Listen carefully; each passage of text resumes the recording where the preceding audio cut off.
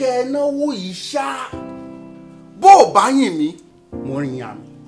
My dear, you are taking this issue too far. Kò sí nǹkan tí obìnrin lè ṣe tọkùnrin ò lè ṣe. Oyún nìkan ni mi ò lè ní.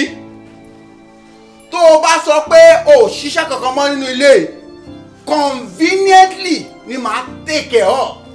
Á jẹ́ mi o. Wọ́n náà mọ̀ pé wọ́n ní number 1 nínú ayé mi. Ariola. Brother King.